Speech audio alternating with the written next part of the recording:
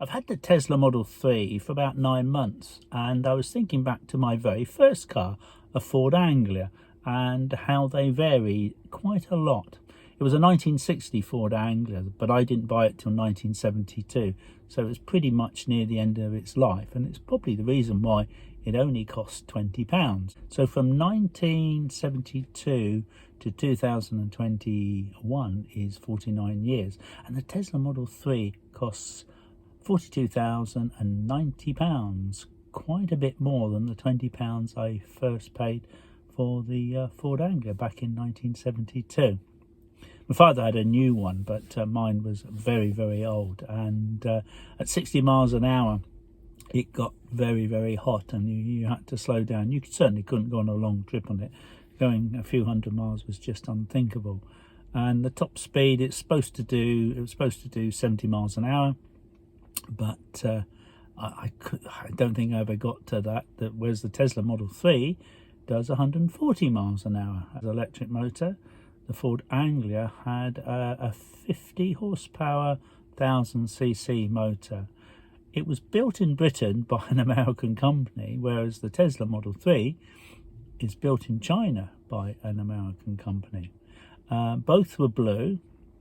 And the funny thing is, if you look at the original steering wheel on the Ford Anglia, one of the things I did do is actually change that. It was quite a popular thing to do, is to get a smaller steering wheel, a sort of a sporty steering wheel like they would have in rallycross. And that probably cost almost as much. It was probably about £10-12, quite similar, not a million miles away from the Tesla steering wheel. So the car was great. I loved the Ford Anglia, but obviously the Tesla is just in a different world. The £20 Ford Anglia, it was freedom, and so much so that bits kept falling off. And I remember the passenger door wouldn't lock, and my door wouldn't lock, and all kinds of things going on. And I remember, because I was in the RAF, and they used to say the best way to disarm a vehicle is take the rotor arm out. So you lift up the bonnet, flip up the cap where the rotor arm is on the distributor, and take it out.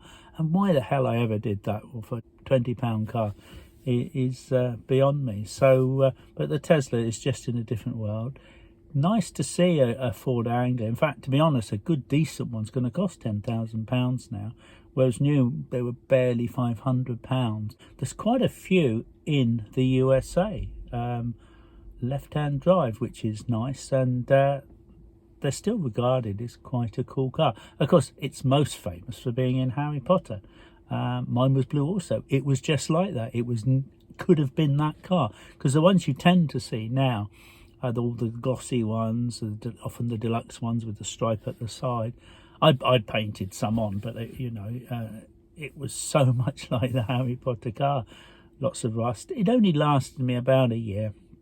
The big ends went. I did get a reconditioned engine, but its days were numbered, and it was replaced by an old Vauxhall Viva, which was then replaced by a Hillman Imp. So nice looking back at some old cars, but would I swap it for my Tesla Model 3? No, don't think so. Why would you? You just got so much here: comfort, range. It's clean for the environment, and it's a great looking car. So nah, I don't think I'll swap it. And but anyway, thanks for listening. Hope you can like and subscribe, and thank you very much for watching. And just a plug in for the reusable coffee cups, which hope you can use, and hope to see you next time. Take care. Bye.